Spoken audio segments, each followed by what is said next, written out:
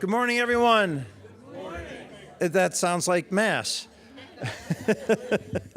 Welcome to CitySpace, and thank you for joining us. I'm Jeff Thielman. I'm the president and CEO of the International Institute of New England, and it is wonderful to see so many friends and partners and advocates and supporters gathered here this morning to talk about refugee and immigrant women and girls, their experiences, their contributions, and the unique challenges they face as they rebuild their lives in a new nation. At IINE, we see every day that women are often the center of the resettlement journey. They are caring for children and family members, learning a new language, navigating unfamiliar systems, entering the workforce, pursuing education, and creating stability for their families, all while adapting to a new community and a new culture themselves. Their resettlement journey is often layered, which is why targeted support matters. And we know when properly supported, refugee and immigrant women and girls succeed, and entire families succeed, and communities benefit. This is why so many of you have chosen to support IINE's WILLOW Fund, a suite of programs under the umbrella of IINE's Women's Initiative for Learning, Liberation, Opportunity, and Well-Being. These programs help women and girls access education, employment, mentorship, and opportunities to thrive. Before we welcome our moderator and panelists to the stage, I want to ground us with a personal story from a young Afghan woman in our Refugee Youth Mentor Program. She is here, correct? She's ready, okay. Beheshta, I want to welcome to the stage our Suitcase Stories performer for the morning, Beheshta. Beheshta, welcome and thank you so much.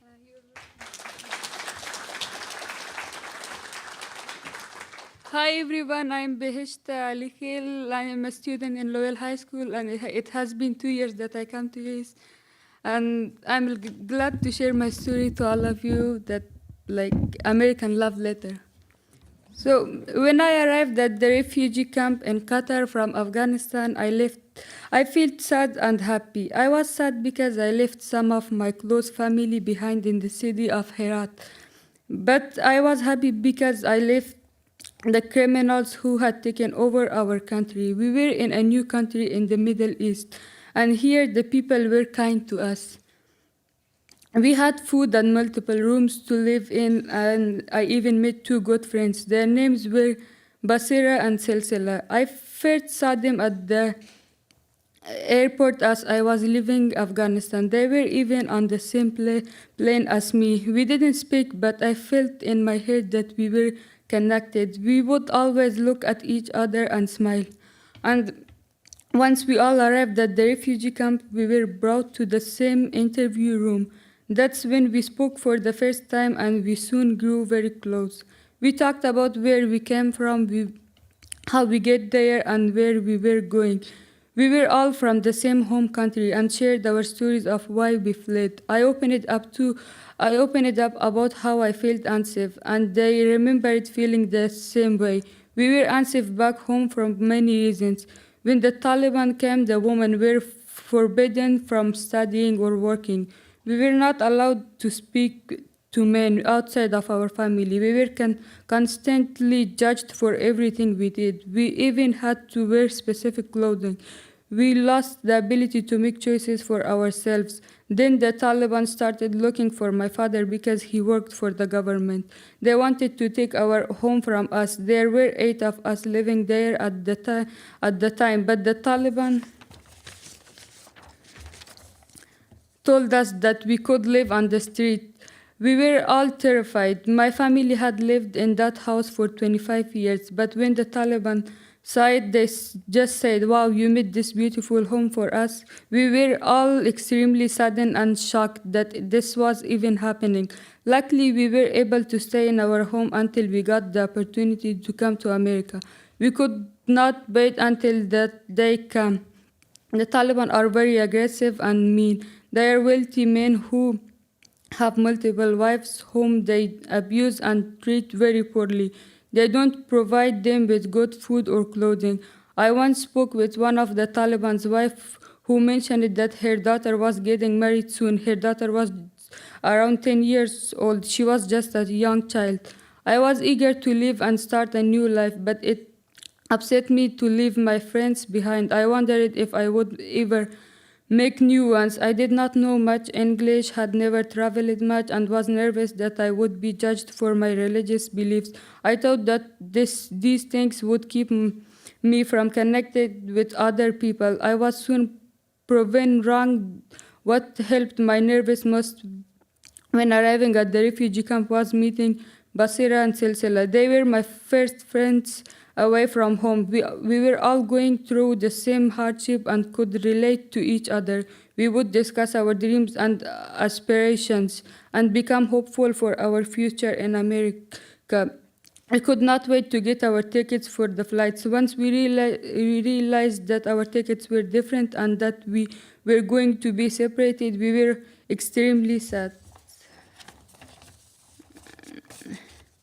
This separation did not break our strong bond. However, we are still the best of friends, even living so far from each other. Even though we had different journeys coming to America, we have all been able to chase our dreams. My dream is to be an inspirational person who advocates for human rights. Basira dreams of becoming a doctor. Silsila wants to be a journalist. I am proud that I'm studying here and participating in IINE youth events. My friends Basira and Silsila are studying and working, and they are also proud to be here. Now we can feel safe and heard. We can study, dream, and meet many different people from all over the world. Even though I worry about the women in my home country and everything that they suffer, I am grateful for the opportunity to study math and history. I'm lucky that I can choose my future. I have the freedom to make personal decisions about my clothes, my work, and my friends. I can independently chase my dreams and be in control of my own life. America, I love you.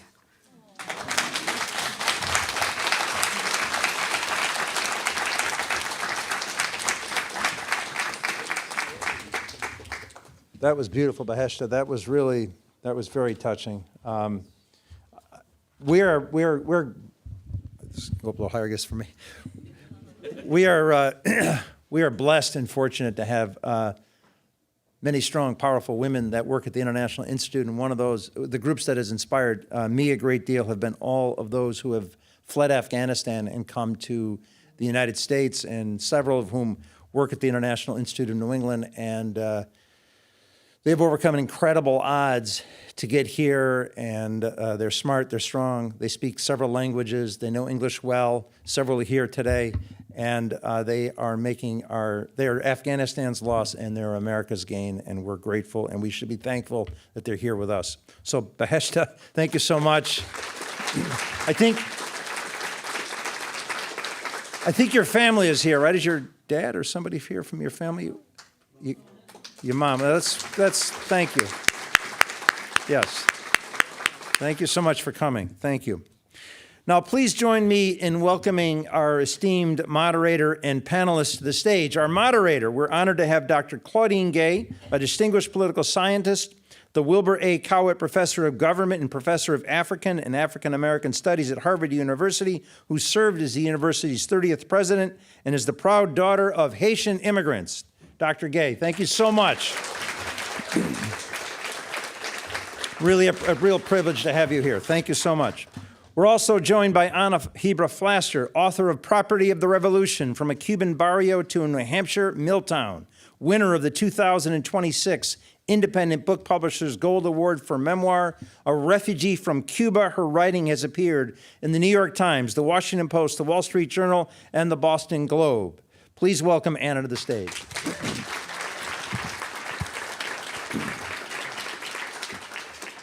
Please welcome our friend and neighbor to the stage, Dr. Yves Salomon-Fernandez, president of the Urban College of Boston, which sits right below us in Boston at the China Trade Center.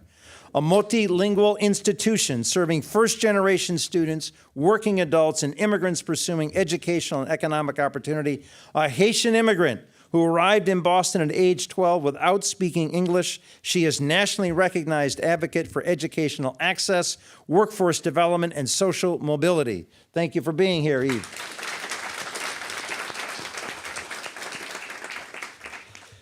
We're also pleased to welcome Mariana Siqueira, a talent acquisition lead at Triumvirate Environmental and a leader in workforce development and talent strategy.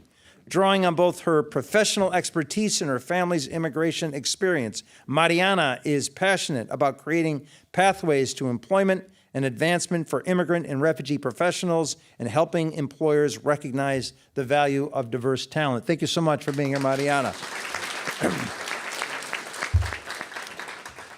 And finally, welcome Alexandra Weber, who has been with IINE for 18 years this month and serves as our Senior Vice President and Chief Advancement Officer. Zan leads the organization's fundraising, marketing, advocacy, and community engagement efforts. Before this role, she served as our Chief Program Officer and as a trained social worker, has long championed innovative partnerships in philanthropic investments that expand opportunities for refugees and immigrants, including women and girls rebuilding their lives in New England. Thank you all for joining us. Now I'm going to sit down and turn over to Dr. Gaye. Right, Thank you. Want to make sure you all can hear me. Great. Thank you, Jeff, for those introductions. And also thank you, Beheshta, for sharing your story. That was just an incredibly powerful way to start the morning, so thank you for that. I am just really honored to be here in conversation with these wise and talented women and have the opportunity to learn from them. So we will just dive in, and I'll open up with a question for the entire panel. So often, when we talk about refugees and immigrants, the public conversation often treats those experiences as universal. But we know that gender shapes really every aspect of migration, from why people leave, to the risks they face, to the strategies they have to use to navigate and rebuild their lives. So can you talk a little bit about what we miss or misunderstand when we kind of flatten the narrative that way, particularly what we miss and misunderstand about the unique experiences of women and girls. And maybe Mariana, you can start us off? Yeah, absolutely. Thank you to IINE for having me here today. My name is Mariana Siqueira. I was born in the United States, but my mom is from Brazil. And I actually grew up watching the immigration process, and my mom get her green card and eventually get her citizenship. And kind of two parts, I think it's easier to tell a story to explain this. Watching that process, it's not an easy process. I think everybody thinks it's, just go and fill out some paperwork or go have a meeting with somebody. It is a long, arduous process of, weeks, months, sometimes years of figuring that out. And my mom did it. We had awesome support, and that's why organizations like IINE exist. But it's tough, and I'll never forget being 10 years old, sitting in the court with my mom, and the judge asking all of these questions. And while my family prepared me for this, they asked my mom, and just for context, I was born with a congenital heart defect, which was a big part of the reason why my mom chose to stay in the United States, because she knew healthcare was here is better. We were in Boston, the best place for healthcare possible. But yeah, a lot of times women are making these decisions not for themselves, but for their families, and that's what my mom did for me. But we were sitting in this court, and the judge turned and looked at my mom and said, if you do not get your green card and you need to go back to Brazil, will you bring your daughter with you? And again, I was prepared for this, but my mom answered no. No, my daughter's life is here. Her family's here. She has a heart problem. I know she is going to be better off if she's here. And I think that's a part of the story that a lot of people don't hear. These women are making decisions that are best for their families and not necessarily for them. My mom wouldn't want to be in Brazil without me. I'm so grateful my mom's actually here today. So love that she's here today. But she made the decision for me. And she wouldn't have wanted to be far away from me, but she answered that question honestly. And I think that's a big part of this that you can't just flatten the narrative because everybody's situation, everybody's story is different. And my mom's was very different. She had no intention of staying here. My mom wanted to take me back and raise me with my family in Brazil, and just that wasn't in the cards. And I'm very proud of her for going through her green card, getting her citizenship. And that's the other thing. Anybody who has gone through the process of getting their citizenship knows a lot more about American history than anybody who took normal American history in high school. So I helped my mom study, and she's a proud American citizen now. And I say, you know, I'm an American Brazilian, and she's a Brazilian American, and it's beautiful that we can share that together. So, Thank you, Mariana. Yves, what about you? You know, Mariana, as you were talking, you reminded me of someone I know, and her name is Lucy. She is the proud owner of a restaurant called La Doña in Cape May in New Jersey. And she is a woman who arrived in this country escaping a lot of hardship, a lot of political violence in Mexico, and crossed the river that separates Texas from Mexico twice. And once with her baby, carrying a 7-month-old baby. Can you imagine the Rio Grande? Traveling with a baby and that water flowing and making that journey not once, but twice. And she comes here, doesn't know anybody, has nothing, but has a community that immediately receives her and sees the courage, the strength, the determination that this woman had to do something that none of us here will ever have to be forced to make that decision. What decision do I make for my child?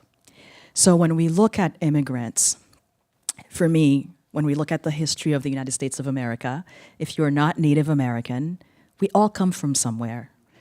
It may not be this generation, it may be 2-3 generations back, but Lucy's story reminds me of someone who comes here and wants to be a proud American, wants to contribute, someone who is willing to leave her culture, her family, everything she knew to come here to the US and to build a life, to be a member of her community, to give back. And Lucy was also one of our donors at Cumberland County College because she said, I don't want any person to have to go through what I went through, and I am grateful for this community. So I think the work that IINE does, and each one of you here in this room represent that shared humanity that we all have. We may not have been tested, but we have it in us. If faced to make those hard decisions, we will make those hard decisions, but we can also create a world where none of us have to make those decisions. So to me, the stories that we need to tell are the stories of the Lucys of the world, the stories of Mariana's mom, the stories of our young Ashwin young woman, and those are the stories that help us see what it is to be a human and what it is to be an American. Thank you. Jan, do you have reflections on what makes some of these experiences unique and why we need to take gender seriously when we think about migration? Yes, thank you. I do, and I recognize. I think it's impossible to know anybody without understanding what their narrative is. But lately, because of so many changes, we've really gotten to the point where I think we have not heard enough of the voices of the immigrant community because they've been so silenced. But I think that in our work, we realize that so many people are coming here for our work, not because they have a choice. They're actually often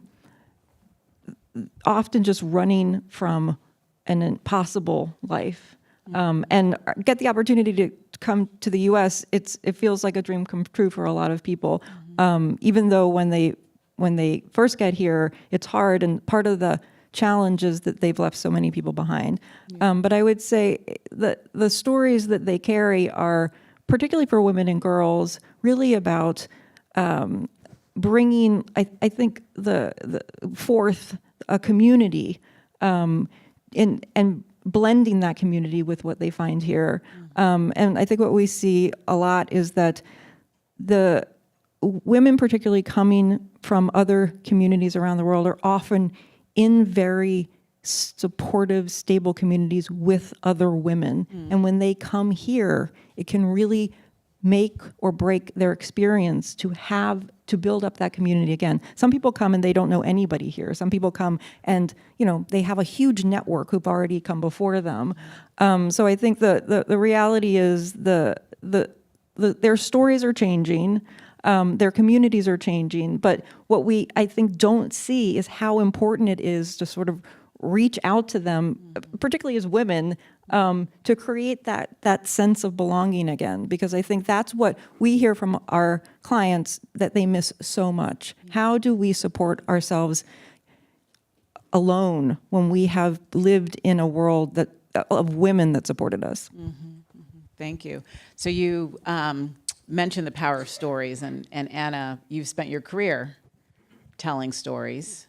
Can you talk about why stories matter so much? Yes. I think that stories about refugees and immigrants are a way of making them real and human and three-dimensional. And right now, with everything that's happening, we have flattened that narrative, right? Yeah. And so those are really important to get right and to hear them, to listen to them to begin with. But I also think the stories that immigrants and refugees tell themselves and tell each other are extremely important. I came when I was 6 years old from Cuba. We lost our home overnight. We're in the United States 48 hours later, came with nothing, and then within a couple of weeks, we're in New Hampshire in a blizzard. and there were no Latinos in New Hampshire in 1967, or very few, very, very few, and even fewer Cubans. What I remember, one of the things I remember is seeing our barrio and our lost world come back to life every night, every day. They never, the viejos, the elders, never stopped talking about home, the best of home, and they recreated that community. It helped that they had each other. We were very lucky. We were all able to get out at different times, but we were all able to stay in the same household and grow up as we would have in Cuba. But those stories, I remember, my grandmother, we were talking about women and girls. My grandmother didn't want to leave Cuba. She wanted to stay and care for her father, who was in his late 80s. It's part of our culture to do that. And her brother convinced her to leave to come with her daughters so that her daughter's children would have someone at home to care for them while all the adults were working. And I think that older women in this group, in this demographic, have special needs. And if anyone needs a community around them to soothe that loneliness, are the abuelas that come, that have no one. Especially they're dragged along in this experience. But those stories were magic, and they soothed the family. They showed the family what they could do, empowered the family and what they could become. And they kept their identity alive. Mm-hmm. It sounds like across generations, it sounds like, so. Definitely. Yeah. Multi-generational household. And that's part of what I think the speaker talked about, too, in a house with a lot of people. Yeah. And it's a very different kind of model here. Yeah. Everything is so foreign, from the climate to the values, and it doesn't end. It's something, I say refugee-dom doesn't end. Mm-hmm. 60 years later, I'm still almost every day reminded I'm different. My story's different. Mm-hmm. Mm-hmm. Thank you. So Yves, you've said that education in your own life has been transformative, and you're an educator yourself. And I wonder if you could just talk a little bit about why education matters so much, well beyond just the degree or the credential. If you could reflect on that a little bit. Yeah, definitely. First, well, I'll say a little bit about me. Please. Education, when I came here, I was able to benefit from bilingual education because I didn't speak a word of English. So to be able to learn in both French and Creole and English, master English, that support for the 8 months that I got it was pretty significant. And that is also why at Urban College we offer instruction not only in English, but also in Spanish, in Mandarin, and in Portuguese. We are a mostly online college. We understand that people need to master English to be successful, but that on-ramp, right, to be able to have the dual language as you develop your proficiency is really important. But what is most important, and why we are talking about women and girls, is that the premium for having an education is higher for women. Now, we still have the wage gaps, we still have pay disparities, but a woman who does not complete college or some sort of post-secondary education, who does not have a credential, makes far less. And then men without an education. So that is why when a woman has a post-secondary credential, it is important. But most importantly, what it does is for the next generation. So the next generation knows it is expected that I will go to college. So for us, we have Zoom gatherings. That's how we build community. And you will see a student who is sitting at the kitchen table with her kids around her. So these kids are growing up, and they're not going to be first-generation college students. They're going to be legacy students. So the credential matter. It helps to build that confidence, that expectation in the next generation. But also, it helps us to become better citizens in the communities that we inhabit. We make better personal decisions. We understand the environment better. We understand how our behaviors, our habits affect the environment. It also allows us to make better decisions, to be better consumers of information. So there is a host of benefits associated with ensuring that folks are educated, and most importantly for women, because we know that when a woman is educated, the data show, even if they don't finish college, just having gone to college increases the probability of their children entering college and completing college. Thank you. I want to just stay on you for a little bit and just hear more about Urban College, because, I mean, the mission is incredibly inspiring, and how you operationalize it even more inspiring. So you've already mentioned that you serve students across multiple languages. Yes. But I also know that you help students balance school with caregiving, with work. So can you just talk about how important it is for institutions to adapt to the students that they serve, and particularly for refugee and immigrant women, and how important it is for them to see institutions being responsive in that way? Absolutely. One of the things that I've been talking a lot about lately is translanguaging or code switching. So language is the most important, affirming behavior that we can embrace. So letting people know that it's okay to speak other languages at the college. I speak 4 languages, and sometimes I can't remember the subjunctive in Spanish, right? So for students to see, even the president makes a mistake, but she still speaks Spanish anyway. And so access, the first form of access is language, whether it is a foreign language, whether it is speaking Spanglish, Kranglish, Chenglish, speaking the King's English. It's important. But how many of you here knows what a bursar is? Right? Yeah. And we have bursars offices across colleges, you know, President Gaye.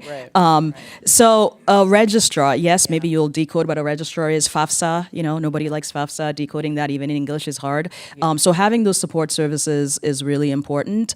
And even more important is ensuring that the curricula, students see themselves. In the faculty rank, students see themselves. In the administration, students see themselves. And to also make sure that we acknowledge their lived experiences, the obstacles that they have overcome. Those are the things that define their character, that give them the grit, the determination to continue when college gets hard. So to let them know that we see them, and to also let them know that their past doesn't define them. We understand their aspirations. We understand the navigational skills that they have. We understand the deficits they are trying to overcome. And they will only overcome those deficits as we see the assets that they bring. Yes, right. Thank you. Thank you so much. So there's often an assumption that sort of kind of a one-size-fits-all approach to supporting refugee and immigrant communities is sufficient. And Jan, I would love for you to talk a little bit about how important targeted programming is for women and girls, and what that can look like. Yeah, thank you. You're totally right. And I think the one size fits all actually works for no person in any context, but definitely resettlement. Unfortunately, the program as it's sort of designed, in terms of the resources it grants, is very monolithic. Despite how many barriers you have, or how many children you have, or how much challenge you have, the distribution of resources is the same for like almost every single refugee. Mm-hmm. So like the system is creating this sort of one size fits all. Yeah. So organizations like ours have to do a lot of work within the system, which is basically like a series of contracts we have, to find the approaches that actually work for the different needs each individual has. And on some level, you know, most people who are new have the same needs around housing, food, access to services, access to schools, access to education. But that's really where it ends. Everyone beyond that is really different. So some of the challenges that we find, particularly with women and girls, is that, and I think we have, Jeff said this, and I think we've mentioned, often people are coming here, and the role women have played has been a caregiver for their families. So they're doing a lot more for other people than for themselves, or at least prioritizing the needs of other people. So that creates a huge barrier for them actually accessing the same level of adjustment supports and integration supports that other people get. So for example, if you have to take care of like a 2 and a 3-year-old, you may not be able to make it to English language class, which would give you some of the skills to be able to sort of move forward with your integration independently. And that's where some of the needs that we have come in. So we really try to look kind of holistically at what people need. Women in particular, they need a lot of support so that they can manage other people's needs as well as get their own needs met. And that could look like childcare, that could look like transportation, it could look like remote services. So they're, you know, when a child's sleeping, they can get online and meet with us and tutor, get tutored in English.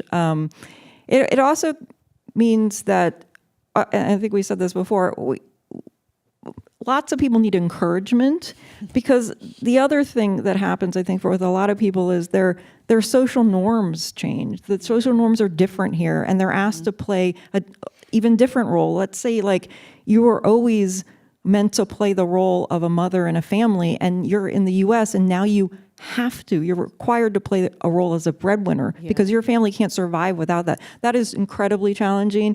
And what we've tried to do is set up even like... And you also have to continue being a caregiver.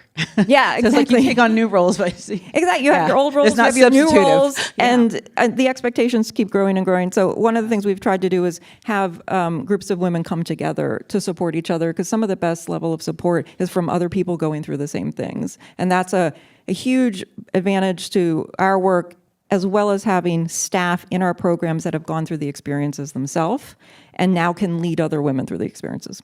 Great, thank you.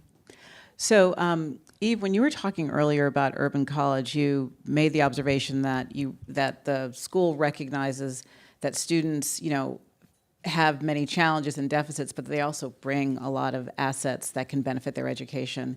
And Mariana, this is something that I would love to hear you talk about, because refugee and immigrant women, they come with significant professional experience, life experience, just the resilience that's forged through the migration process, and that's not often recognized and valued by employers.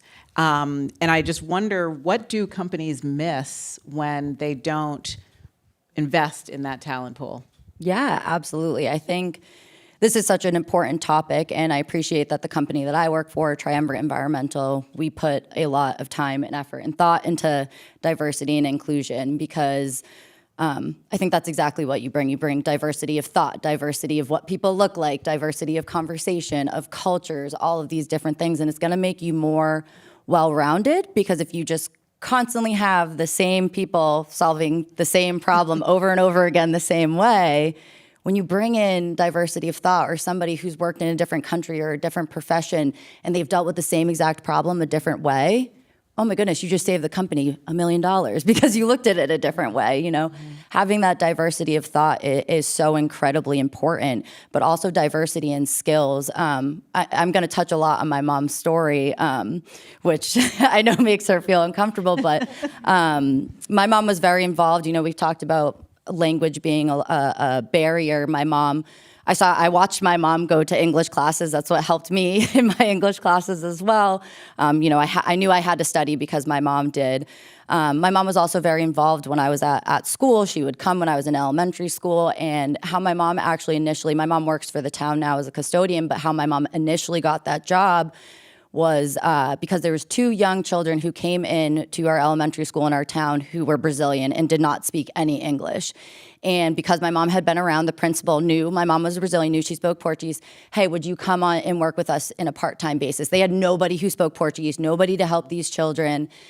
They brought my mom in. My mom stayed in the classroom, helped translate for the kids. You know, kids pick it up so quickly. They picked up English really quickly, but from that, they noticed, wow, this is a wonderful employee who worked for the town. My mom was able to become a lunch lady. My mom's now a custodian who's going to retire in a few years with pension, just because my mom had a skill that other people didn't have. So diversity of thought, diversity of skills, it's huge. And I think the other big part of that is when you start from an entry level and you can grow those people throughout your business, it's going to bring more diversity in. I can say that when I started at Triumvirate, there wasn't a ton of Latinas. We didn't have, you know, women's ERGs that we have now. We didn't have diversity groups. That's grown.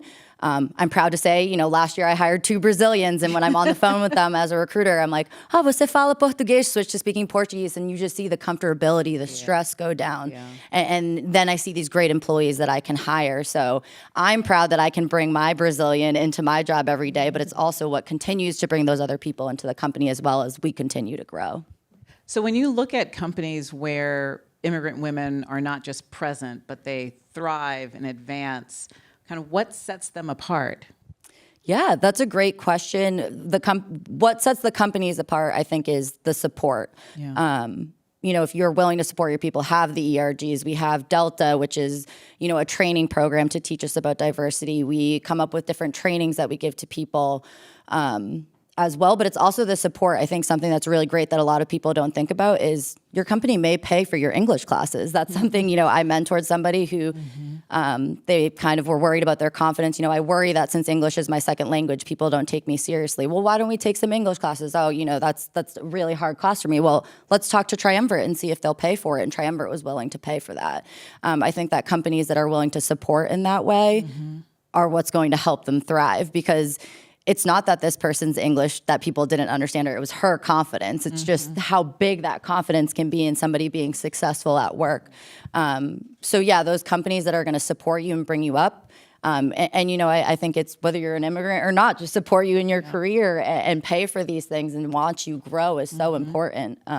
So companies that have those things established, and I always say, just ask. The worst answer you can get is no. You know, hey, will you pay for this certification for me? If they say no, all right, then I'll figure it out on my own.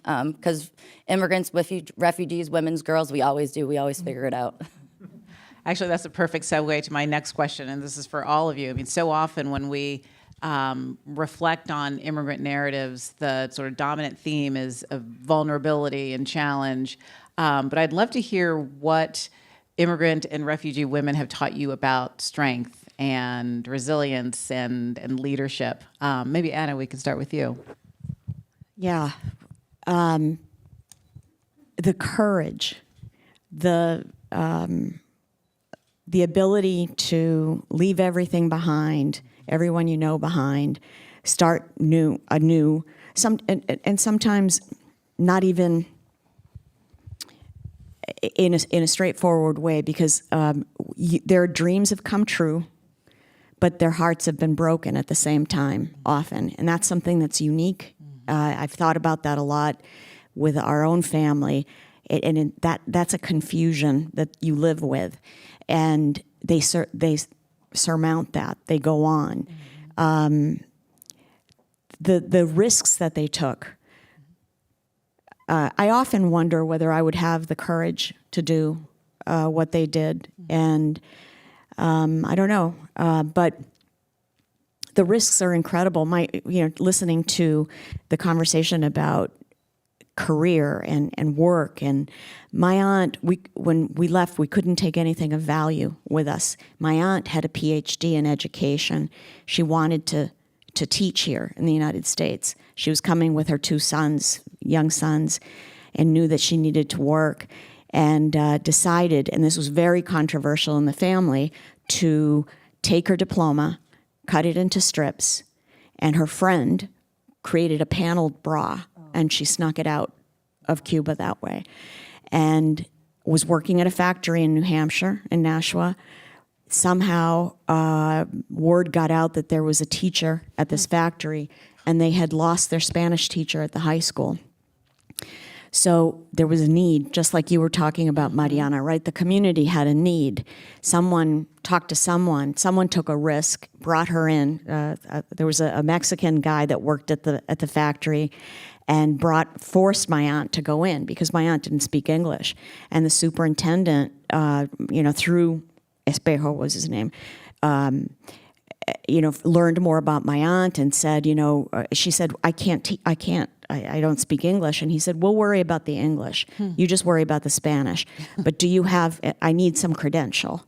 And so many of these people do not have those credentials. And what a loss. But she had taken this incredible risk. So that's one of the examples of this risk-taking. And she taught for 30 years at Nashua High School. Wow, that's incredible. It also just speaks to the power of stories. Yes, right? yes. So, this is wonderful. Mariana, how about you? Yeah, this is a good one. I think strength in general, seeing the strength in my mom and other people in the community. But I think a big one that people don't really talk about as well is, pride in your home country as well. I think that's something that immigrants bring in, those, whether they're superstitions or traditions or different things. I am a proud American, but I'm also a very proud Brazilian, and I get that from my mother. A big part of who I am is that Brazilian Latina side of me. I'm fiery, I'm loud, I talk too fast, I have to tell myself to talk slow. I'm a hugger. In Brazil, everybody gives each other 2 kisses. I meet people and I immediately give you a hug. I'm so prideful of that, and I think that's very important, that I think sometimes can get diminished. You want to, I need to fit in, I'm American, I'm here, I need to,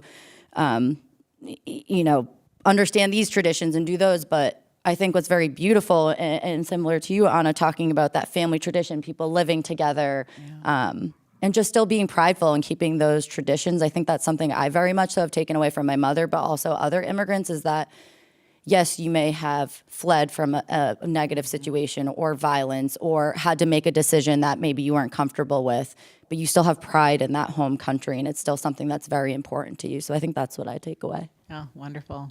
And Zan, what about you? 18 years of working with the organization and working with women. I guess I would go back to the idea of vulnerability, and I just wrote something about this.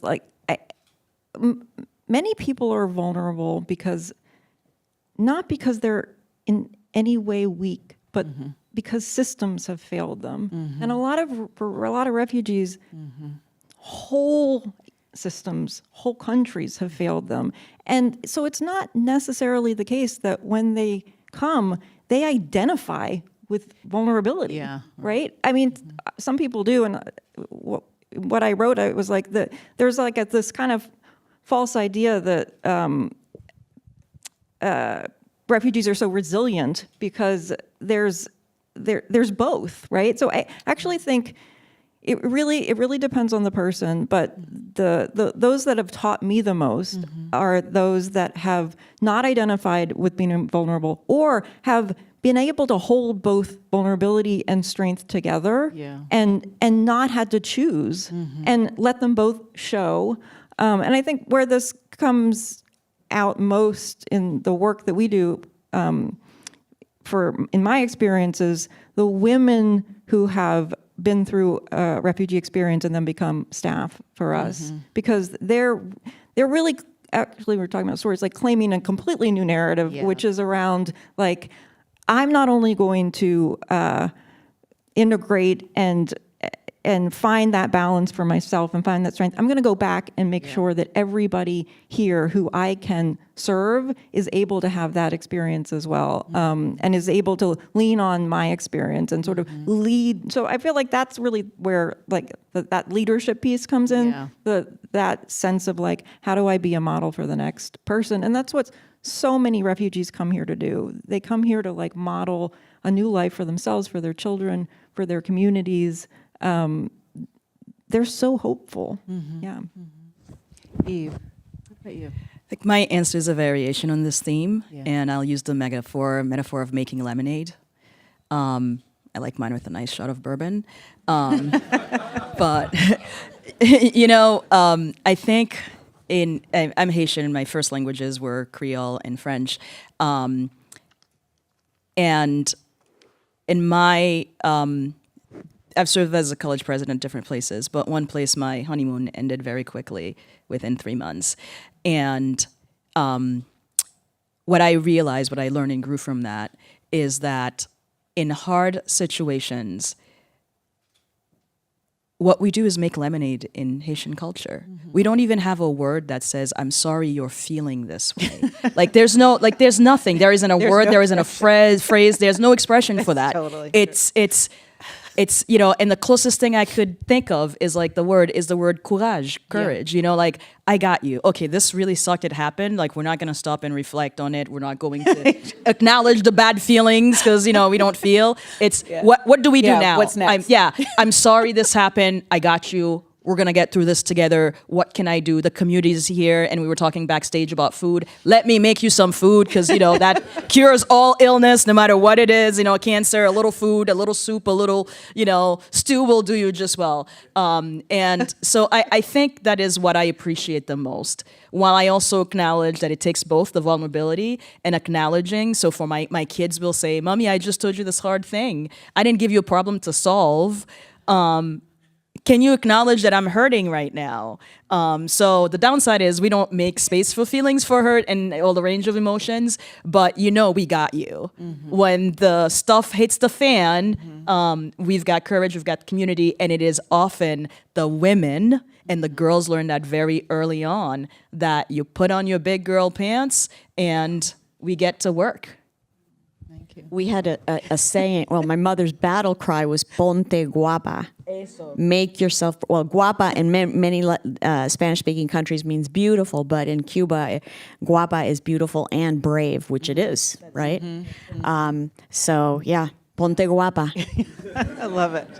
So we're in a moment nationally where immigration debates can feel reductive and politicized and for some anyways, an abstraction, not for all, not for many, but for some. So, but talk about what becomes possible when communities encounter refugees and immigrants as their neighbors and their colleagues and mothers and friends. Eve, can you speak to that? There is support, there is love, there is richness, that there is the beautiful mosaic, the tapestry that is American. And, one thing that really gave me hope yesterday was there was a Brookings report that talked about people's perceptions of race and also looked at racial integration across the country. And we have moved since the beginning of the century. We've made significant progress towards that. And for me, it is about shared humanity, that we can see each other. So for instance, I was telling folks, my primary home is in Western Mass, though I have an apartment here where I am during the week. When I moved to Franklin County, it was 92% white. I don't know what the statistics are today, but I can tell you with the Haitian refugees who have moved there, the older generation, they now have people who can work in the nursing homes. They have support folks who can take them to the hospitals. And Franklin County is projected by 2030 to be 65%, last census, 65% 65 or older. That is significant. And people need services. So whether you're looking at it from a humanitarian perspective, from a social justice perspective, or you're looking at it just from economic calculus, we need people to work. The percentage of people who are getting older faster, that silver tsunami, it's a tsunami. So we need that for productivity across the range of industries, and the vitality that communities get when folks are used to moving in community, doing things, getting stuff together, solving problems in a very resourceful way, because that is what immigrants do. Because when you have nothing, you have to make something out of nothing. You have to survive. And immigrant kids also grow up with the expectation that you're going to continue this legacy and you're going to outperform me. You're going to do better than me. And I'll share just a quick story I shared backstage. I learned how to ride a bike at 35 years old because girls weren't allowed to ride bikes, in the Haiti that I grew up. It's different now. But I remember my daughter immediately saying to me, "Oh, I can ride a bike better than you." And I said, "That's right. And if you couldn't, I didn't do my job." Jan, what about you? I mean, when you think about moving from abstractions to real people, what becomes possible? What opens up? Yeah, I mean, I think what is possible is really transformation. And what we think around refugee resettlement, we're always thinking about the refugee communities, but it's really the host communities who are also transformed. And we have a very specific or unique program that we've run for a couple of years, where it's sort of suspended now because we lost some funding, but it was called Resettle Together. And there's actually people here today who are a part of this project. And it was really getting people who were organizing themselves in communities together to then reach out, and we would pair them with a refugee family, and they would on their own, they had a lot of training from us, but then on their own build the infrastructure in their little group and the community and the resources to care for another family. And I cannot tell you how many people went through that experience, and it changed them completely. And I think they in times got more out of it than the refugee family, although it's not a contest. They were both. It was Everybody's happy. For most people, it was not easy. Yeah. It was really, really, really difficult. But I think there's nothing more, humanizing than actually inviting somebody into your life and deciding you're going to care about them, and then actually spending the effort to get to know them, because that's actually what changes. And I don't know what happened I guess maybe social media, in our country, where we feel like we only have one narrative, but we have 1,000. So many of us know our neighbors, and we know who they are, and we care about who they are. So it's really kind of just recognizing that host communities and people who are new both change when they come together. Thank you. Mariana. Well, we were on the topic of food, so I do have to bring that up because it allows you to try really delicious food. I recently had a woman move in next door who's from the Azores. And, I met her, said hello, and then I realized, I was like, "Oh, você fala português?" This woman lit up. Pretty much every month, she comes and brings us food, which is so nice. So she feeds my husband and I. But I also think just in general, when you get to know your neighbors, they end up becoming pillars of the community as well, I'm from the South Shore. I live in Mansfield, but there's a town near us called Stoughton, and there's this business there that was started by an immigrant called Walnut Tree Services, and it's a big tree service. They have these big, huge orange trucks. They have, the tree cutters, all of these things. They've become such a pillar in the community that every 4th of July parade, they have all of their things in the parade. So I think that's really beautiful. You don't think about this. This wasn't, an American who had the opportunity or got the business, from his dad. This was somebody who came, this is somebody that I've known since they came almost 15 years ago, started as a landscaper. He actually got in a horrible accident where he actually almost cut his arm off and still continued in this service line and developed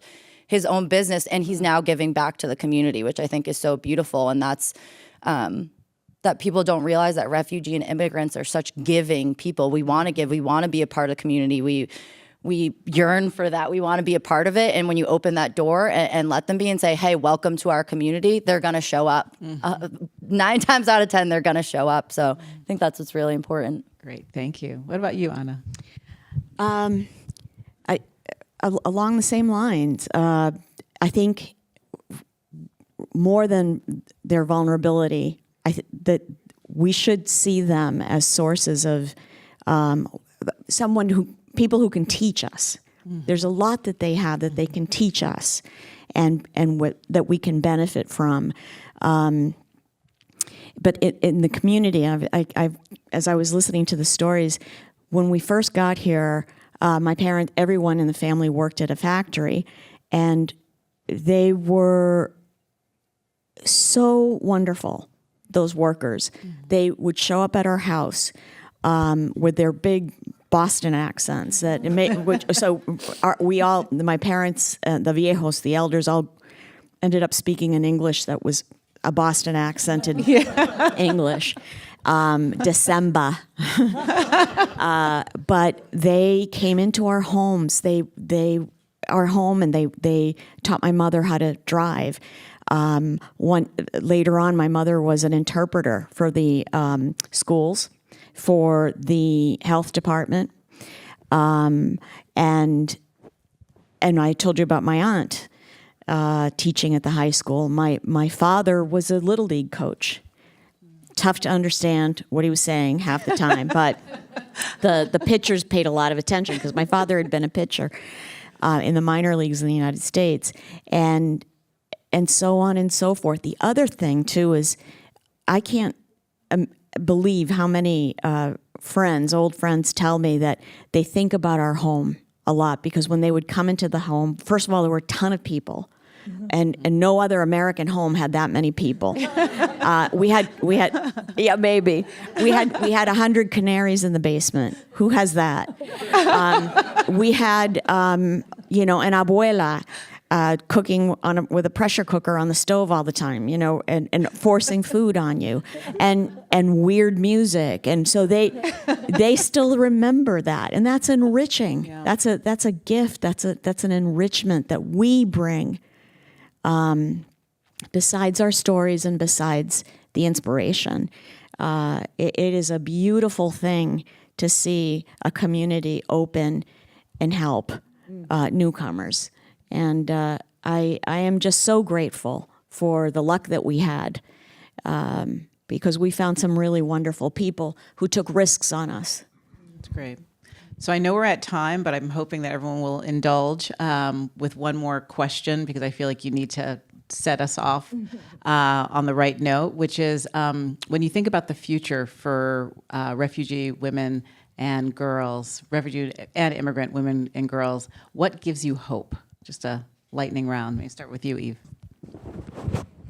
This gathering and the work that IINE does, as I watch the organization, I watched its leaders, I see people leading with courage and not silencing themselves and not pre-complying just in case. And it gives me a lot of hope to know that there are lots of leaders with backbones and who say we are going to stand up as a community, because that is what it means to be American. Zan.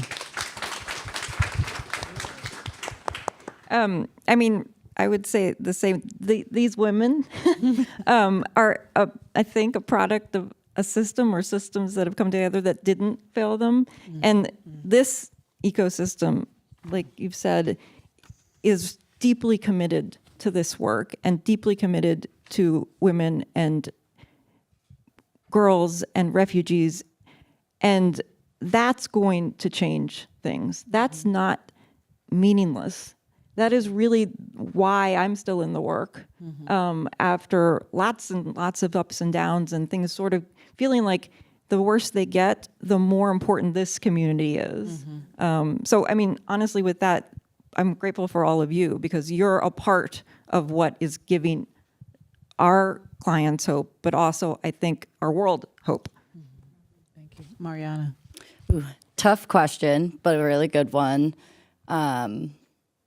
Yeah, I think what gives me hope in general, and I'll just kind of overarchingly say, I always believe there's more good in the world than bad. I think the media, money in general, a lot of times the negative or the quote unquote bad narrative is what gets shown, but what doesn't get shown is this isn't all over the news, and it should be. So even though you might not see it, I truly know and hope and believe that there's more good in the world than bad. But I think just from my perspective as a recruiter and being at a company for 11 years, you know, it was not 50-50 men and women when I started at Triumvirate. It's very close to 50-50 now. And the more that women, refugees, immigrants continue to grow into positions of power, that's what's going to help the next generation of immigrants and refugees who come, because we're asking those tough questions. Why is it so hard for us to sponsor? Why can't we hire this person? Just because they have a different degree, I still want you to interview these people. These are things that I do, which are going to help the next generation. Thank you. Anna. It gives you hope. There's so much good that's happening, right? So much good. I believe in humans. I believe in our capacity to see the other. Once we get to know them, once we see that it's a grandmother, it's a mother, it's a father trying to help his family, that when that touches us, we change and we become human. I think about, none of us spoke English. There was no English as a second language. We were thrown into class. We all stayed back. It was horrible. Couldn't understand anything. But we learned quickly. And there were no special programs in companies or in colleges and in schools. So much is here because of places like IINE, people who thought 100 years ago about what would be needed in the world. And so I have great hope. Great. Thank you. Thank you all for lending your voices and your experience and your expertise to this conversation, and also just bringing so much insight and empathy. I mean, to answer my own question, you all give me hope. This dialogue gives me hope, and really it's just kind of fuel for the day. So I feel so fortunate to have been able to be in conversation with you, and really honored to participate in this. So thank you. And Jeff, I'll hand it back to you.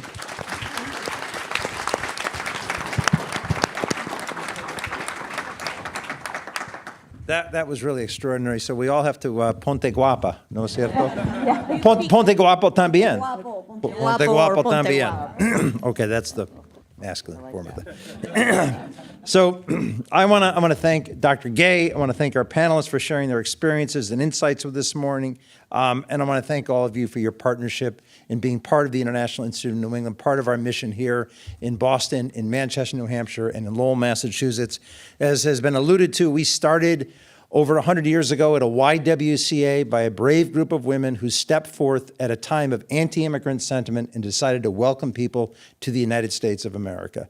And we're doing the same thing 100 years later, bravely, courageously, led by women and men who care about people who are new to our country. So if you've been inspired by our conversation today, I hope you stay involved with IINE. If you have a few more minutes this morning, we hope you join us for a conversation with our panelists and our guests and our friends. Many of our staff are here. We hope you get a chance to meet them and ask questions. And we thank you for being part of this morning, for believing in immigrant and refugee women and girls, and for believing in the International Institute of New England. Have a great day.